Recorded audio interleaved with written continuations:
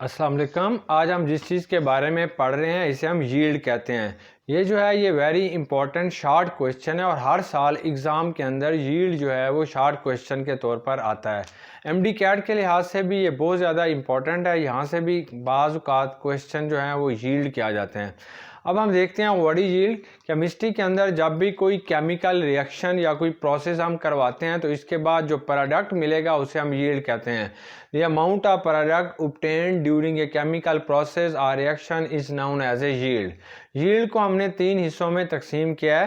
पहली जो हमारे पास यील्ड आती है इसे हम कहते हैं थ्योरेटिकल यील्ड। थ्योरी से रिलेटेड है, जो थ्योरी से हम करते हैं तो इसे आप थ्योरेटिकल यील्ड कहते हैं। इसकी मिसाल यूँ लीजिए कि आपने घर में खाना बनाना है 4 आदमियों का, तो आप एक थ्योरी बनाते हैं कि इतना हमने चिकन ले लेना है, इतना हमने प्याज ले लेंगे, फलां चीज़ ले लेंगे, तो हमारे पास जो है वो 4 आदमियों का खाना हम बना सकते हैं। तो ये जो थ्योरी हम बनाएंगे that is known as a yield. तो थ्योरेटिकल यील्ड, तो what is theoretical yield? Amount of product obtained from calculated balanced chemical equation is known as a theoretical yield. Theoretical yield also known as a hypothetical yield भी होती है, ये calculated yield भी होती है, ये expected yield भी हमारे पास कहलाती है। थ्योरेटिकल यील्ड कैलकुलेट करने का फार्मूला क्या होता है? Theoretical yield is equal to mass of product from balanced chemical equation divided by mass of reactant from balanced chemical equation multiply by mass of reactant in a given amount. तो इस तरीके से हम उसकी theoretical yield जो है वो calculate कर लेंगे। तो एक्चुअल यील्ड क्या होती है? ऐसा काम जो आप प्रैक्टिकली परफॉर्म करने के बाद आप हासिल करते हैं, उस यील्ड को हमने एक्चुअल यील्ड का नाम देते हैं। Amount of product obtained in a chemical process or reaction is known as a actual yield. Actual yield is also known as a experimental yield. It is also known as a practical yield. ये हमारा असल काम जो हो जाता है उसके बाद जो हमें प्रोडक्ट मिल रहे होते हैं, इसको हमने एक्चुअल यील्ड या एक्सपेरिमेंटल यील्ड या प्रैक्टिकल यील्ड का नाम देते हैं। ये एक शॉर्ट क्वेश्चन है, बहुत फेवरेट शॉर्ट क्वेश्चन है कि why actual yield is always less than that of theoretical yield. Theoretical yield की अमाउंट हमेशा ज़्यादा होती है, एक्चुअल यील्ड हमेशा कम होते हैं। वाई? इसकी वजह यह है कि जो वर्कर्स हैं वो इनएक्सपीरियंस वर्कर्स हैं और उनके साथ जो है कोई काम करते हुए उनसे कुछ प्रोडक्ट गिर गए हैं, या ड्यू टू साइड रिएक्शन इसके अंदर हो गया है, या रिवर्सिबल रिएक्शन हो गया है, जो प्रोडक्ट हम बनाना चाहते थे वही रिएक्टेंट के चले गए हैं, या loss of yield by some process, जैसे हम वॉशिंग कर रहे होते हैं या ड्राइंग कर रहे होते हैं, क्रिस्टलाइजेशन कर रहे होते हैं, फिल्ट्रेशन कर रहे होते हैं, इसके दौरान भी कुछ ना कुछ अमाउंट जो है वो प्रोडक्ट की लॉस हो जाती है, कम हो जाता है। यही वजह है कि actual yield is always less than that of theoretical yield. इसलिए किसी भी रिएक्शन की एफिशिएंसी चेक करने के लिए, उसकी प्रोग्रेस चेक करने के लिए we can calculate its efficiency yield या परसेंटेज यील्ड, हम इसकी कैलकुलेट करते हैं जो उस रिएक्शन की एफिशिएंसी के बारे में हमें बताती है। परसेंटेज यील्ड क्या होती है? That is also known as a efficient yield भी कहलाएगी किसी भी रिएक्शन की। Actual yield divided by theoretical yield multiply by 100, तो इसे आप मल्टीप्लाई करेंगे। ऐसे रिएक्शन जिसमें theoretical yield is equal to actual yield और थ्योरेटिकल यील्ड जो आपने कैलकुलेट किया है, दोनों की अमाउंट अगर बराबर आ रही है तो सच रिएक्शंस या such yield is known as a 100% yield, इसे हम कहेंगे, और उसकी एफिशिएंसी जो होगी उस रिएक्शन की वो 100% होगी। ऐसे रिएक्शंस कौन से होते हैं? ये आयनिक रिएक्शंस में ऐसा पॉसिबल है, एंड न्यूट्रलाइजेशन रिएक्शन जो होते हैं उनके अंदर ये पॉसिबल है। अब हम कुछ न्यूमेरिकल इसके सॉल्व करते हैं। अब ये हमारे पास ना एक रिएक्शन दिया जा रहा है, इसके में क्वेश्चन यह है कि कैल्शियम कार्बोनेट, चूने का पत्थर हमें दिया जा रहा है, जब हम इसे रोस्टेड करते हैं, इसे गर्म करते हैं तो इससे लाइम बनता है, कैल्शियम ऑक्साइड बनता है प्लस कार्बन डाइऑक्साइड। अब इसकी जो गिवन डाटा वो ये है कि कैल्शियम कार्बोनेट का हम 4.5 kg जो है इसे हीट करेंगे, रोस्टेड करेंगे, तो केजी में हमारा सवाल नहीं होता, हम इसे ग्राम्स में कन्वर्ट करेंगे, तो 1000 से मल्टीप्लाई कर देंगे तो ये 4500 ग्राम बन जाएगा। इसके नतीजे में जो लाइम बनता है, कैल्शियम ऑक्साइड बनता है, 2.5 kg बनता है। इसको हम 1000 से मल्टीप्लाई कर देंगे तो ये 2500 ग्राम बनता है। अब इसका क्वेश्चन यह है कि कैलकुलेट इट्स परसेंटेज यील्ड, इसकी क्या होगी वो कैलकुलेट करके दें। तो अब हमारा फार्मूला थ्योरेटिकल यील्ड का ये है कि थ्योरेटिकल यील्ड बराबर है मास of product in equation divided by mass of reactant in balanced equation multiply bye given amount of reactant. अब यहाँ से अगर हम देखते हैं तो ये हमारा प्रोडक्ट है, इसका जो मास बनता है, कैल्शियम का एटॉमिक मास 40 होता है, ऑक्सीजन का 16, तो ये 56 बनता है। कैल्शियम कार्बोनेट का जो मास बनेगा, कैल्शियम का 40, कार्बन का 12, 3 ऑक्सीजन है, एक ऑक्सीजन का एटॉमिक मास 16 होता है। जब 3 से मल्टीप्लाई करते हैं 48, टोटल जमा करेंगे 100। अब ये हमारे पास प्रोडक्ट और रिएक्टेंट का जो है डाटा है from a balanced chemical equation.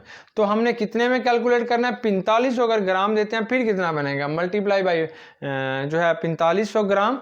तो इसके नतीजे में हमारे पास 2520 ग्राम जो है ये इसका हमारे पास बन जाएगा। 2520 ग्राम जो है बनेगा, that is known as a theoretical yield. अब इस रिएक्शन की हमने परसेंटेज यील्ड मालूम करनी है। परसेंटेज यील्ड क्या होगी, actual yield divided by theoretical yield multiply by 100। अब एक्चुअल यील्ड जो थी वो हमें इसने बताई है 2500 ग्राम है जो इस रिएक्शन में हमें मिल रही है, लेकिन थ्योरेटिकल यील्ड जो है थी वो 2520 ग्राम हमारे पास आनी चाहिए थी। इससे डिवाइड करेंगे मल्टीप्लाई बाय 100, तो इसका जवाब जो आता है वो 99.2% इसका जवाब आ जाता है। अब हमें नेक्स्ट क्वेश्चन दिया जा रहा है कि कैल्शियम कार्बोनेट हमारे पास है। इसी कैल्शियम कार्बोनेट का हमारे पास 50 ग्राम है, 50 ग्राम है। अगर हम इसे हीट करते हैं तो इसके नतीजे में लाइम बनता है, कैल्शियम ऑक्साइड बनता है प्लस कार्बन डाइऑक्साइड। अगर इस रिएक्शन में 11 ग्राम कार्बन डाइऑक्साइड के बनेंगे तो what is the percentage yield of this reaction, क्या होगा वो हमने कैलकुलेट करने हैं। सबसे पहले इसकी थ्योरेटिकल यील्ड हम कैलकुलेट करते हैं जो कि बैलेंस्ड केमिकल इक्वेशन से की जाती है। तो theoretical yield is equal to the mass of product in a given balanced equation. तो वो कार्बन डाइऑक्साइड है, इसका जो मोलर मास हमारे पास यहाँ पे जो इसका मास आ रहा है मोलर मास, कार्बन जो है इसका एटॉमिक मास 12 होता है, ऑक्सीजन का 32, 2 से ज़रब देंगे 32, तो ये 44 जो है मोलर मास कार्बन डाइऑक्साइड का आ रहा है। और कैल्शियम कार्बोनेट का हमारे पास 100 है। कितने में कैलकुलेट करनी है, कैल्शियम कार्बोनेट का अगर 50 ग्राम दिया जा रहा हो तो ये थ्योरेटिकल यील्ड हमारे पास 22 ग्राम आती है। जबकि इस रिएक्शन के अंदर जो एक्चुअल यील्ड कार्बन डाइऑक्साइड की आ रही है वो 11 ग्राम है। तो what is the percentage yield, तो हम डिवाइड करेंगे 11 डिवाइडेड बाई 22 मल्टीप्लाई बाई 100, तो ये हमारे पास 50% जो है वो इस रिएक्शन की यील्ड आ जाती है।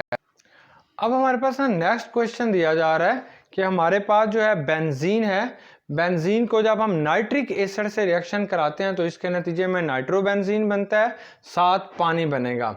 अब इसका गिवन डाटा ये है कि अगर बेंजीन हमारे पास 7.8 ग्राम अगर आपको दी जा रही है तो इसके नतीजे में पानी जो है वो 0.9 ग्राम बन रहा है। तो what is the percentage yield of this reaction.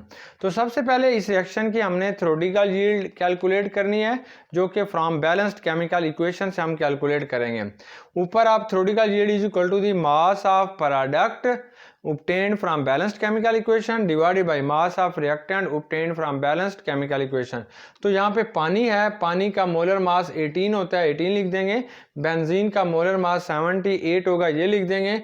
Given amount 7.8 है, तो इसका जवाब आ जाएगा 1.8 ग्राम। ये हमारे पास थ्योरेटिकल यील्ड है, लेकिन एक्चुअल यील्ड जो इसकी आ रही है 0.9 ग्राम है।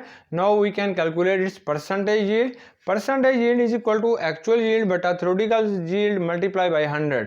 तो एक्चुअल यील्ड इसकी 0.9 ग्राम है और थ्योरेटिकल यील्ड इसकी 1.8 ग्राम है, मल्टीप्लाई बाई 100। तो यह इस रिएक्शन की जो परसेंटेज यील्ड हमारे पास आ रही है वो 50% इस रिएक्शन की यील्ड होगी। इसी से रिलेटेड एक नेक्स्ट हमें क्वेश्चन दिया जा रहा है कि एक रिएक्शन है जो हमने कैरिड आउट किया, तो इस रिएक्शन का 3/4% हमें मिलता है एक्चुअल यील्ड का ऑफ थ्योरेटिकल यील्ड। कि थ्योरेटिकल यील्ड का अगर 3/4% जो है वो एक्चुअल यील्ड हमारे पास थी, तो व्हाट इज परसेंटेज यील्ड, इसकी परसेंटेज यील्ड क्या होगी। यानी एक्चुअल यील्ड अगर 1 है तो उसका 3/4 हिस्सा जो है वो हमें मिल रहा है। तो आप डायरेक्ट इसमें परसेंटेज यील्ड निकालेंगे, एक्चुअल यील्ड बटा थ्योरेटिकल यील्ड ज़रबे 100। तो एक्चुअल यील्ड 3/4 है, थ्योरेटिकल यील्ड इसकी 1 होगी, मल्टीप्लाई बाई 4 100। 3/4 जो होता है that is equal to 0.75 multiply by 100, तो इट्स इक्वल टू 75%। तो इस रिएक्शन की जो परसेंटेज यील्ड हमारे पास आ रही है वो 75% है। डियर स्टूडेंट, उम्मीद है कि ये क्वेश्चन आपको बहुत अच्छे तरीके से आ गया होगा और आप थ्योरेटिकल यील्ड बहुत अच्छी कैलकुलेट कर सकते होंगे। अस्सलाम।